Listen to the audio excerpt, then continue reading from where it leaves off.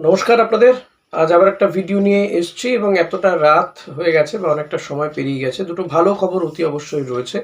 একদিকে অফিসিয়ালি ইস্টবেঙ্গল জানিয়ে দিয়েছে যে হিরোশি ইবুসুকিকে তারা থ্যাংক ইউ জানিয়েছে। অপরদিকে এএফসি তারা এআইএফএফ এর যে আর্জি সেই আর্জি মেনে নিয়েছে, অর্থাৎ এই শর্ট ফর্মে যে আইএসএল সেটাকে মান্যতা দিয়ে দিয়েছে এএফসি। তো চলুন শুরু করা যাক আজকের এই ভিডিওটা খুব বেশি বড় হবে না, তাই বলবো ভিডিওটা পুরো দেখবেন, লাইক কমেন্ট শেয়ার করতে ভুলবেন না।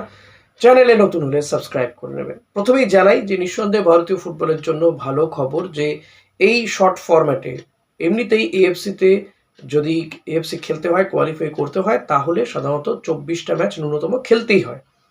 তো এতদিন লিগ শিল্ড জয়ী দলকে এএফসি এই আমাদের আইএসএল লিগ শিল্ড জয়ী দলকে এএফসি খেলতে কোথাও অসুবিধে হতো না, সেক্ষেত্রে সরাসরি তারা কোয়ালিফাই করতে পারত এবং সুপার কাপ জয়ী দলকে তাকে একটা কোয়ালিফাইং রাউন্ড ম্যাচ খেলে তারপর যেতে হতো। কিন্তু এবারে যেহেতু আমরা দেখতে পাচ্ছি যে অতগুলো ম্যাচ হচ্ছে না, ডবল হেডার বা ডবল লেগ হচ্ছে না, এবারে আইএসএল অনেকটা দেরি হয়ে গিয়েছে ডামাডোলের বাজারে, সে কারণে এআইএফএফ তারা এএফসির কাছে জানিয়েছিল যে তারা এই ফরম্যাটে সুইস মডেলে এবারের লিগটা করবে, টপ টায়ার লিগটা করতে চাইছে এবং যেহেতু সময় কম রয়েছে তাই সিঙ্গেল লেগই হবে এবং হোম অ্যাওয়ে ভিত্তিতেই হবে। তো সেটাতে যেন মান্যতা দেয় এএফসি।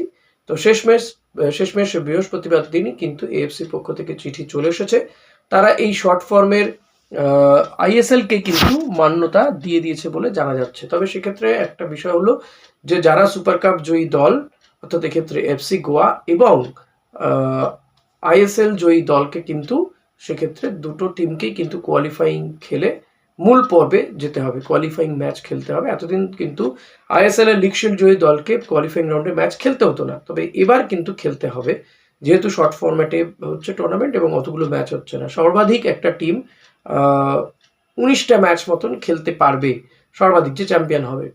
তো 24টা ম্যাচ হচ্ছে না, সেই কারণেই কিন্তু এই সিদ্ধান্ত নিয়েছে এএফসি, এমনটাই জানা যাচ্ছে। তবে শেষমেশ যে তারা মান্যতা দিয়েছে এটাই কিন্তু অনেক বড় ব্যাপার, কারণ ক্লাবগুলো এটার উপরে অপেক্ষা করেছিল যে যদি এএফসি মান্যতা না দেয় তাহলে আইএসএল খেলে কি হবে, তাহলে তারা ততটা গুরুত্ব দিত না আইএসএলকে। ইস্টবেঙ্গল, মোহনবাগান তারা যেমন বারবার করে জানতে চেয়েছিল যে এএফসি স্লট কি পাওয়া যাবে, এএফসি স্লট কি পাওয়া যাবে, সেটা তারা বারবার করে জানতে চেয়েছিল। তবে অবশেষে তাদের জন্য এটা নিঃসন্দেহে সুখবর তো বটেই।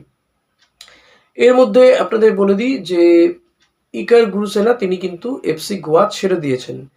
এফসি গোয়া থেকে একের পর এক বিদেশি ফুটবলাররা ছেড়ে দিচ্ছে। আমি জানি না যে তারা নতুন কোনো বিদেশি রিক্রুট করবে কিনা।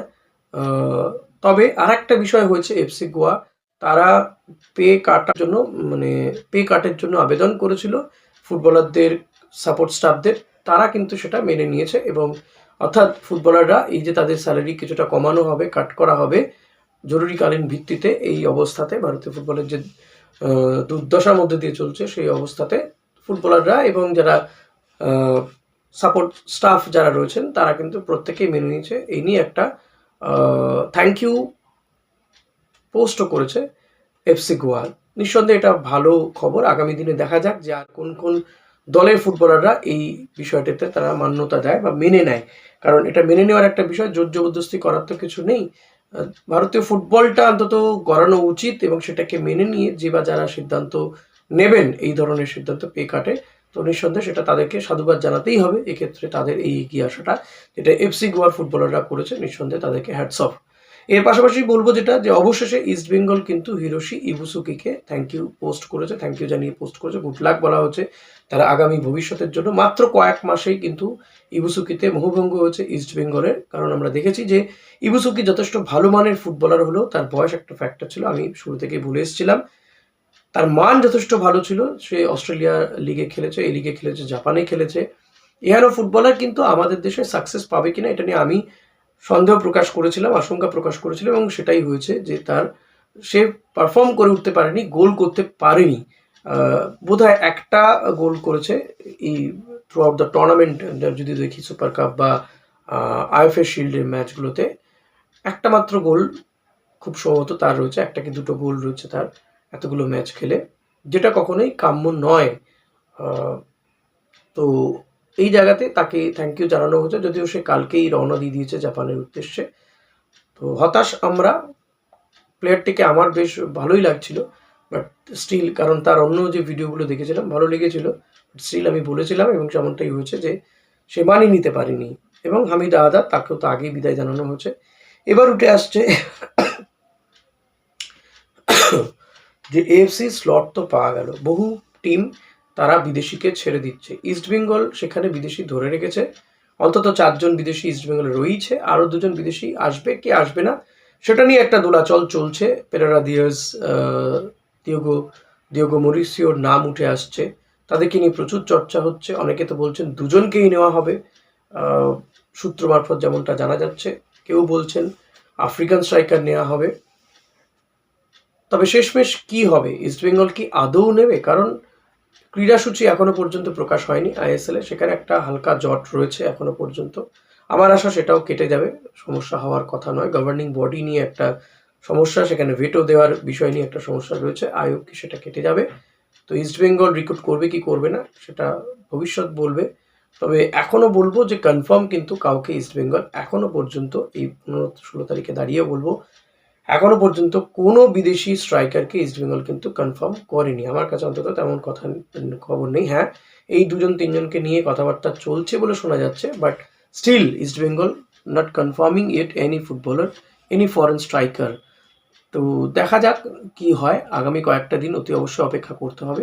সময় আর বেশি নেই, 1 মাসের মতন সময় রয়েছে। এই সময়ের মধ্যে কিন্তু প্রত্যেকটা দলকেই প্রস্তুতি নিতে হবে। 14টা টিমই খেলবে জানিয়ে দিয়েছে। এখন বিজ্ঞাপনী সংস্থা কি হবে, কোথায় সম্প্রচার হবে সেগুলোও আস্তে আস্তে জানা যাবে। ফিক্সচারও আয়োগ কি এএফসি যখন গ্রিন সিগন্যাল পাওয়া গিয়েছে, আগামী 2-1 দিনের মধ্যেই হয়তো ফিক্সচারটাও চলে আসবে। আজকেই এআইএফএফ এর বার্ষিক সাধারণ সভা ছিল, সেখানে কিন্তু এএফসি প্রতিনিধি ছিলেন, তিনিও গোটা বিষয়টি জানিয়েছেন। তো আমার মনে হয় যতদূর সম্ভব যে এই সপ্তাহেই, আজকে তো বৃহস্পতি শুক্রবার হয়ে গেল, তো এই 2-1 দিনের মধ্যেই হয়তো ফিক্সচারও অ্যানাউন্সমেন্ট করে দেবে এআইএফএফ, কারণ তারাও চাইবে যাতে টিমগুলো তারা নিজেদের মধ্যে প্রস্তুতিটা নিজেদের মতো করে নিতে পারে এবং এবার লাইভ ক্রীড়াসূচি তৈরি হবে বলে জানাচ্ছে। তো দেখা যাক, সেদিকে আমাদের নজর থাকবে। কবে কার ম্যাচ পড়ে, শনি রোববার নিঃসন্দেহে বেশি ম্যাচ থাকবে বলে শোনা যাচ্ছে। বৃহস্পতি শুক্রবারও ম্যাচ হবে, সেই সময় টি-20 বিশ্বকাপও হবে। সব মিলিয়ে জমজমাট একটা ক্রীড়া মরশুম বা ক্রীড়া মাস আসতে চলেছে আপনাদের জন্য, দর্শকদের জন্য। এখন আপনি ঠিক করে নেবেন এই বুফে থেকে আপনি কি নেবেন, ক্রিকেট না ফুটবল। লেটস সি কি হয়। আজকের মতো ভিডিওটা এখানেই শেষ করছি। ভিডিওটা ভালো লাগলে লাইক কমেন্ট শেয়ার করতে ভুলবেন না, চ্যানেলে নতুন হলে সাবস্ক্রাইব করে নেবেন। Thank you.